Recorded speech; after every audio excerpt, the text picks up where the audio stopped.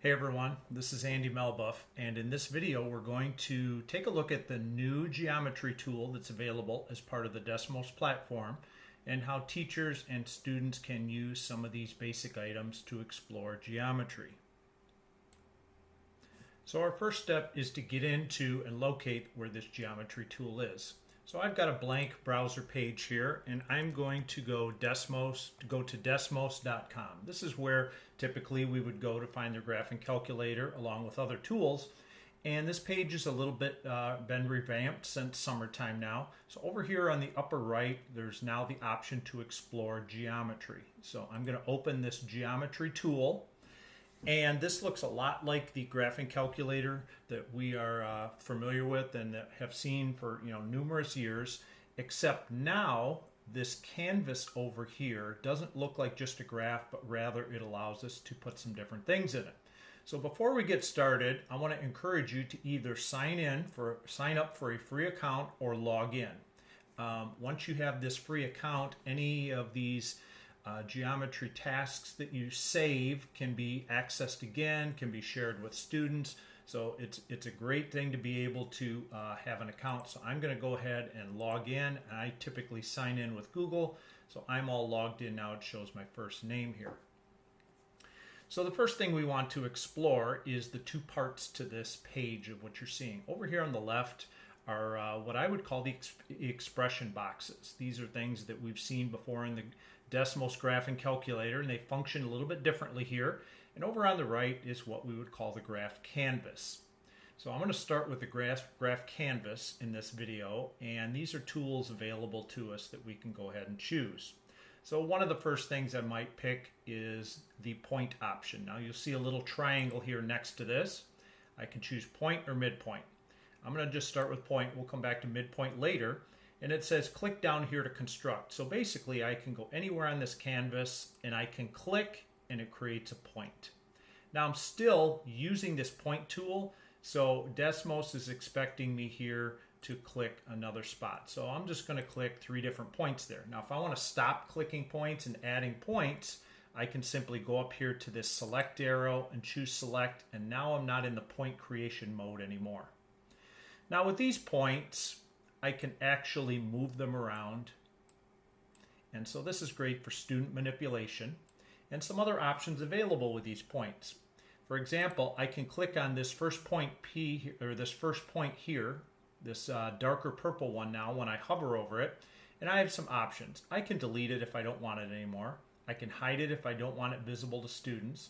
I can transform it, and we'll explore that in later videos, but I want to focus on these 3 dots here. Anytime you see 3 dots in a Desmos setting, those are menu options. So if I click on those 3 dots, here are the options I have available. I can change color of the points just by selecting one of these different colors. So I'll change it to red. It's automatically draggable, but if I want to uncheck that, you'll see this point isn't as big anymore and students cannot drag it at this point. So I'm going to go ahead and make it draggable again, and you'll see that there's an outline around that red point. So it's draggable and movable. I can also add a label to it by checking this box. By default, Desmos will start the labeling and go with letters of the alphabet A, B, C, D, etc. And I can keep that as point A, or I can call it something different. If I wanted to call it, for example, the location of a city, I can type that in. So we can label things as we want for students to see, and this applies to each of these different ordered pair points that I've created. So I can again maybe change colors here. I'll make an orange one. I'll label it, and maybe I'll call this just point B. And point C, let's throw a label on it as well. So here I have 3 points graphed on this canvas. On this canvas, if we want to see a grid, I can go to the wrench up here and look at under geometry settings. I can turn on my grid feature, which creates, as you would expect, a grid with, little squares there. And the minor grid lines box comes in checked by default. I can uncheck it and I can get bigger squares. Those are just personal options for you. If I want to do things in terms of a coordinate plane, I can turn on my axes And the axis numbers will show by default, but I can have them not show by default. I can put arrows on the end of my axes if I want. So just some configuration options there if you want to play around with that. If you are interested, you can also explore this. This will increase the visibility of this. It'll basically blow it up, zoom it in, whatever, what have you there. So I'm going to go ahead and put it here. And some students like to look at reverse contrast, so that's an option for them. And if you want to lock the viewport so they can't drag this around, you can certainly do that as well. So those are all under this settings wrench up here, geometry settings.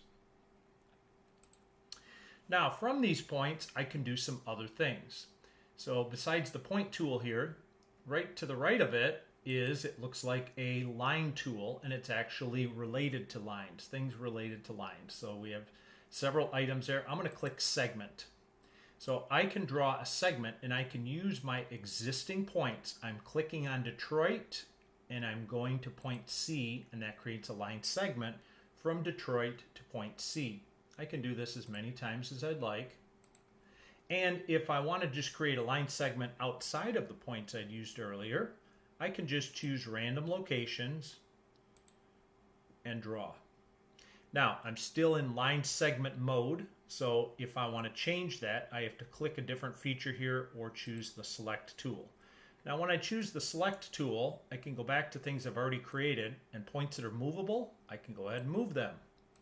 So that's what I'm doing here. I'm moving points, and any segments that rely on those points move in real time as well.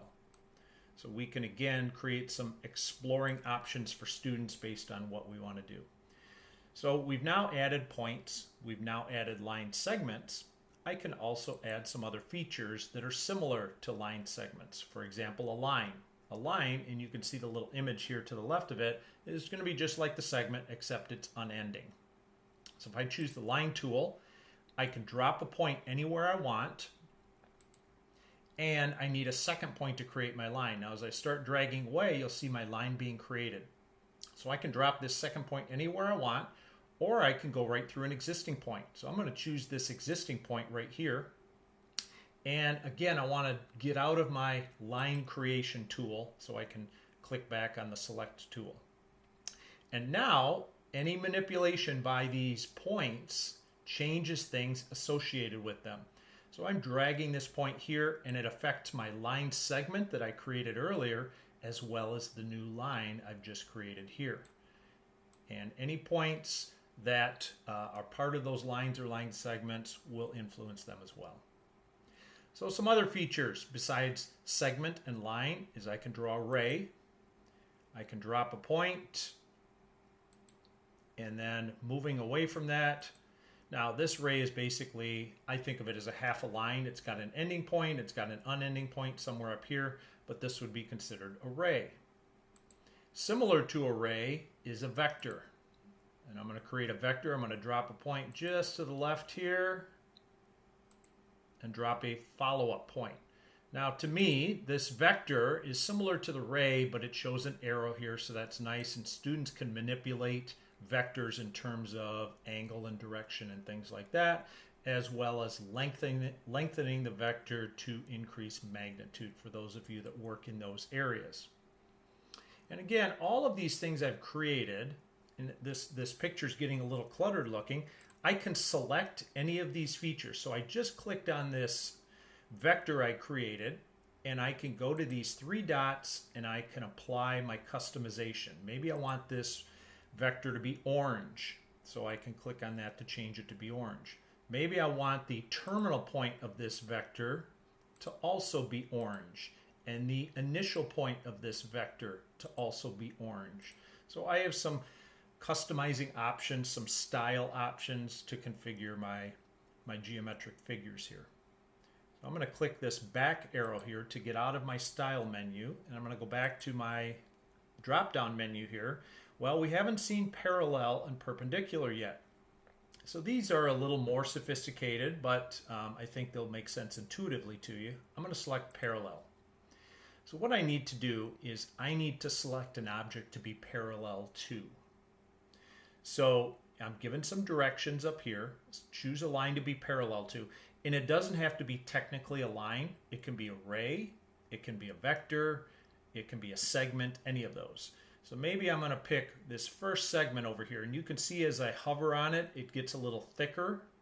I could pick this segment, I could pick this line, and you can see visually it's identifying what you're picking. So maybe I select this one, and I'll click it, and then I can move my new line anywhere I want on this canvas, and it will be parallel to that original one I selected. Now I'm still in parallel line mode, so Desmos is again still expecting me to create parallel stuff. So maybe I want a parallel vector. Well, I can click there, and this just creates a parallel line. So it's not actually a parallel vector, it's a parallel line in the same direction as this vector. I'm going to leave my parallel line tool, and this screen's getting a little bit cluttered, so I want to show you how to delete some of the things that you might see in here. I can go to my select tool, and it also has a little drop down. I can choose box select.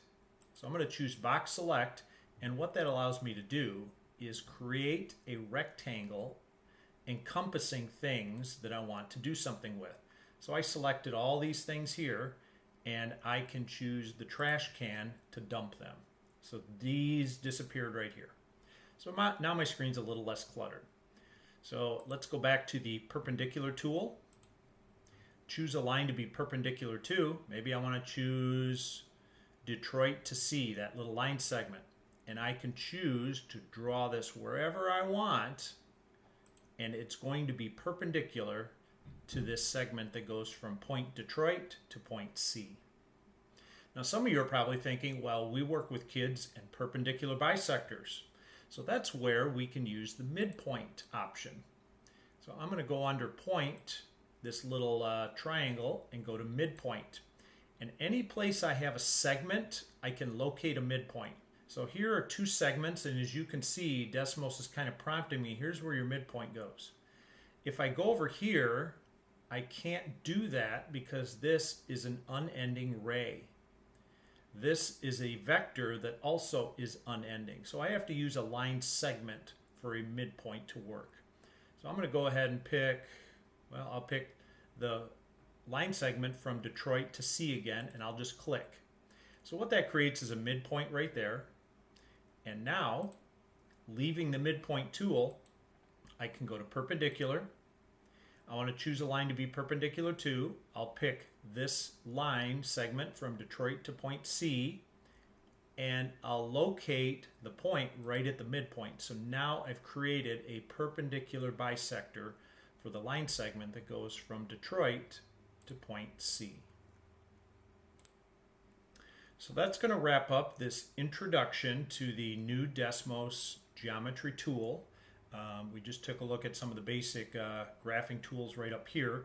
And in our next video, part 2, we're going to take a look at how to use angles and how to measure angles, as well as create circles and polygons. Thanks.